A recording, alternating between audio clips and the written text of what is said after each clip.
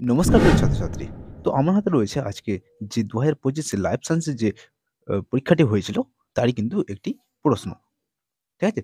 তো আমি আজকের এই ভিডিওতে একদম সম্পূর্ণটা কিন্তু এমসিকিউ এবং সাথে এসএকিউ আমি ভালো মতো করে কিন্তু কমপ্লিট করব। তো তোমরা একদম দেখতে থাকো এবং তোমরা ভালো মতো করে মিলিয়ে নাও যে তোমরা কতটা ঠিক করলে এবং কতটা ভুল করলে।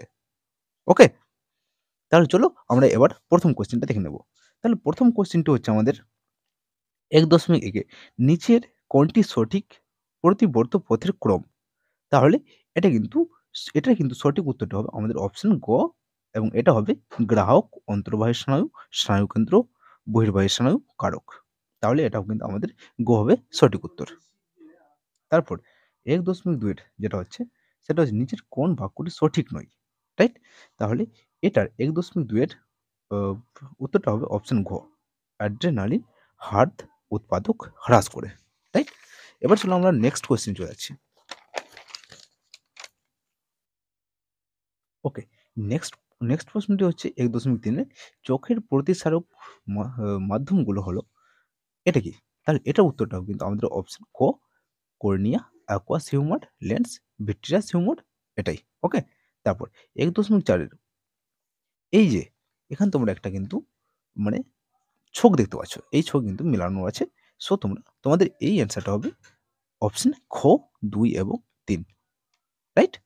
তারপর, তারপরে ১.৫ অর্থাৎ ৫ নম্বর। একের ৫ নম্বর প্রশ্নটি হচ্ছে ডিএনএতে নাইট্রোজেনযুক্ত ক্ষারক যুক্ত গঠনের বিন্যাসের ক্ষেত্রে কোনটি সঠিক?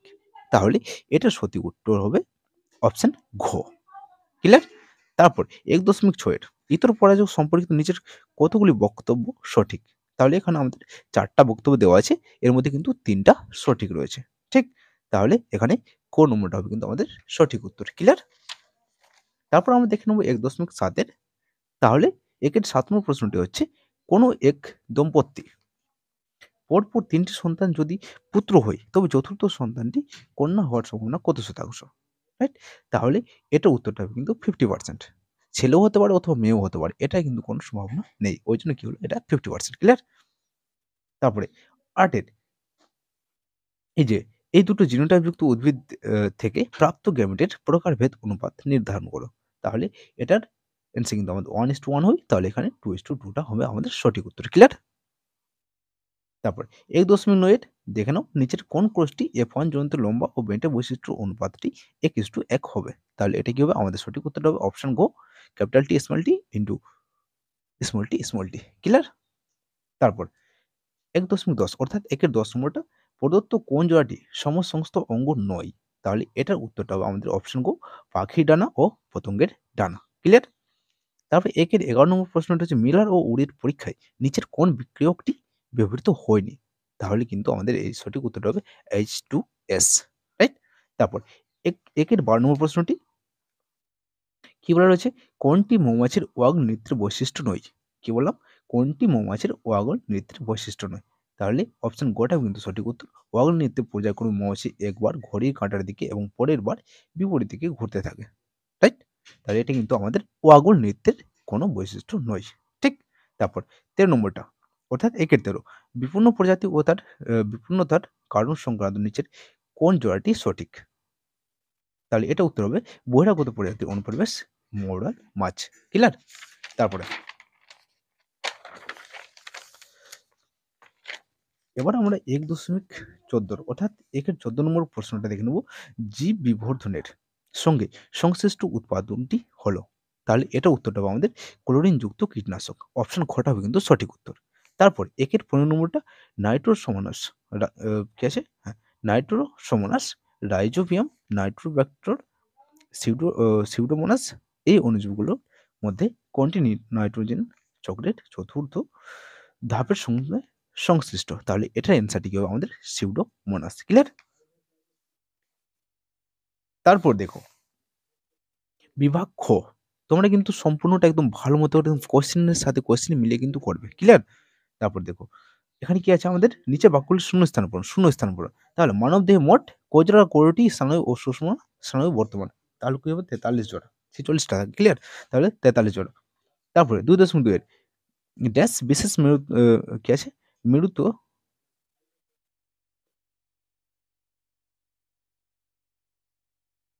এটা একটু ভুল হবে, হওয়ায় কর্মজীবন প্রান্ত তৈরির ক্ষয়ের হাত থেকে রক্ষা করে। ঠিক আছে? মেরু ত্বকযুক্ত হবে। তাহলে এটা কি হবে? টেলোমিয়ার হবে। ক্লিয়ার? তাহলে ২.৩ এর উত্তরটা হবে capital B, capital B, capital R, capital R. Clear? তারপরে ব্যক্তজনী জীবজনীকে পুনরাবৃত্তি করে। তাহলে এটি কি হবে? জীবজনী। তারপরে প্রাণীর বর্জ্য। প্রাণীর বর্জ্য শ্বাস-প্রশ্বাসের মাধ্যমে মানুষের শ্বাসনতন্ত্রে প্রবেশ করলে অ্যাজমার সৃষ্টি হয়। তারপরে আছে ২.৬ অর্থাৎ ২ এর ৬ নম্বরটা। তাহলে জলশিকার অর্থনৈতিক উদ্দেশ্য হলো প্রাণীর শিকার করা। রাইট? তাহলে অর্থনীতি কেন করে? কারণ ওই শিকার করে কি করে? মার্কেটে বিক্রি করে। ওটাই হলো কি চড়া শিকার। ক্লিয়ার? তারপর দেখো এখানে সত্য মিথ্যা আছে। তাহলে সত্য মিথ্যাটা তোমরা একটু ভালো মতো করে দেখে নাও। দেখো।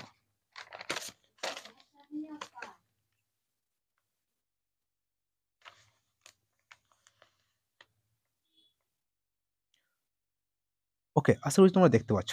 এবার দেখো। ২.৭ কে দূরের বস্তু দেখার ক্ষেত্রে অক্ষিগোলক লেন্সটি বক্রতা হ্রাস পেলে ফোকাস দৈর্ঘ্য বেড়ে যায়। এটা কি সত্য? তারপর ২.৮ প্রাণী কোষের মাইটোসিস অ্যানাফেজ দশায় আপত্ত ক্রোমোজোমের মেরুবর্তী চলন ঘটে। তাহলে এটা কি সত্য? ২.৯ একটি লোকাসের ক্ষেত্রে হোমোজাইগাস প্রকট ও অপর লোকাসের ক্ষেত্রে হেটেরোজাইগাস প্রকট। এরূপ একটি জিনোটাইপ উদাহরণ হলো capital B, capital R, capital B, small R, small R. এটা কি মিথ্যা? তারপরে ইকুয়াস অগ্রপদে ৪ টি ও পশ্চাৎপদে ৩ টি আঙুল উপস্থিত ছিল। এটাও কি মিথ্যা। তারপরে রেড পান্ডা সংরক্ষণে একটি প্রচেষ্টা হলো ক্যাপটিভ ব্রিডিং। এটাও কি মিথ্যা। তারপরে ২.১২ নম্বর বিপাক ক্রিয়ার, ঠিক আছে? বিপাক ক্রিয়ায় সাহায্যকারী থাইরক্সিন ব্যতীত অপর হরমোনটি হলো ইনসুলিন। এটা কি সত্য। রাইট? তারপর আমরা দেখে নেব এবার ছক এ স্তম্ভের সঙ্গে বি স্তম্ভ মিলানো। এটা কিন্তু ইম্পর্টেন্ট, তোমরা ভালো মতো করে মিলিয়ে নাও। ঠিক আছে? সমস্ত কিন্তু আমাদের এই আজকের মাধ্যমিক পরীক্ষায় এসছে। সো আর তোমরা যারা এই চ্যানেল নতুন তারা কিন্তু অবশ্যই চ্যানেলটিকে একবার সাবস্ক্রাইব করে নাও। রাইট? আমি কিন্তু এই মানে আ মাধ্যমিক ক্লাস 9 এবং ক্লাস 10 এ কিন্তু অঙ্ক মানে এই চ্যানেলে শুরু করব। রাইট? তাহলে তোমরা কিন্তু অবশ্যই চ্যানেলটি সাবস্ক্রাইব করে রাখো এবং এই ভিডিওতে একটা লাইক করে দাও। ঠিক আছে? তারপরে এডিএইচ অর্থাৎ অ্যাড্রিনালিন হরমোন। তা এডিএইচ থেকে কি হবে? ও নম্বরটা হবে। ও নম্বরটা কোথায় আছে? এই যে নেফ্রন দূরবর্তী। রাইট? এটা হবে। তাহলে অ্যামাইটোসিস থেকে কি হবে? ব্যামতন্তু গঠিত হয় না। রাইট? তারপর থ্যালাসেমিয়া থেকে আর্টেরিয়াল অবস্থিত প্রচ্ছন্ন মিউট্যান্ট জিন। রাইট? তারপরে সমবৃত্তীয় অঙ্গ। এটা থেকে কি হবে? অভিসারী বিবর্তন। তারপরে মানব জনসংখ্যা বৃদ্ধি। এটা থেকে হবে জলভূমির হ্রাস প্রাপ্তি। তারপর আসছি ২.১৮ কি আছে? পক্ষী পরাগী পুষ্প। এটা কি হবে? আমাদের পলাশ। ক্লিয়ার? ওকে। তারপর দেখো। তারপর কি আছে এখানে? একটি শব্দ বা একটি বাক্য উত্তর দাও। ২.১৯ অর্থাৎ ১৯ বিশ সদৃশ শব্দ বিশ বিশ সদৃশ শব্দটি বেছে লেখো। তাই এদের মধ্যে বিশ সদৃশ কোনটা? এটা এমসিকিউ হবে, হাইপোথ্যালামাসটা হবে। তারপর সমান কস এটা বড় মানে একটু বড় আছে যার জন্য আমি এটা বলব না। তারপরে ২.২১ এটা কি হবে? কর্কটগম হাইড্রা বা ইস্ট হবে। ক্লিয়ার? তারপরে ২.২২ এটা ভুল আছে এটা। Small Y, capital R. Clear? তারপরে বর্ণান্ধতার জিন বহনকারী মাতার জিনোটাইপ কি হতে পারে? এক্সসি। ক্লিয়ার? তারপরে ডারউইনের অভিব্যক্তি সংক্রান্ত মতবাদের প্রথম পর্যবেক্ষণটি কি? এটা কি হবে? প্রাকৃতিক নির্বাচন। রাইট? তারপরে ২.২৫ এটার মধ্যে কিন্তু ওই বৈসাদৃশ্যটা খুঁজতে বলেছে। তাহলে এটা কিন্তু কি হবে? সুন্দরবনের পরিবেশগত সমস্যা। রাইট? তো জেএফএম এর মূল ভূমিকা কি? এটাও কিন্তু একটু বড় প্রশ্ন। তো আমি এটা বললাম না। দেখো আমি আজকে কিন্তু একটা তোমাদের ভিডিও দিয়েছিলাম এবং সেটি হচ্ছে আ চোখের মানে ছবিটা, চিত্র। ঠিক আছে? তোমরা যদি দেখোনি তো এর আগে একটা ভিডিও দিয়েছিলাম। তোমরা একটু চেক করে নেবা। রাইট? সেখানে দিয়েছিলাম কিন্তু টোটাল ৩ টা ফটো দিয়েছিলাম আমি। মাত্র ৩ টা ফটো দিয়েছিলাম এবং তারই মধ্যে কিন্তু মানব চক্ষু দিয়েছিলাম এবং সেই চক্ষুর ফটো কিন্তু এখানে এসছে। যেমন তোমরা দেখতেই পাচ্ছ। ক্লিয়ার? তাহলে চলো এবার দেখা হচ্ছে পরের অন্য কোনো ভিডিওয়। ততক্ষণের জন্য তোমরা সকলেই ভালো থেকো, সুস্থ থেকো এবং নিজেদের খেয়াল রেখো।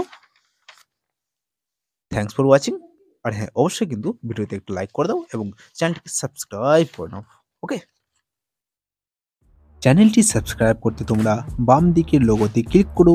নেক্সট ভিডিও পেতে তোমরা ডান দিকের উপরের ভিডিওটিতে ক্লিক করো এবং রিলেটেড ভিডিও দেখতে তোমরা ডান দিকের নিচের ভিডিওটিতে ক্লিক করে রিলেটেড ভিডিও দেখতে পারো।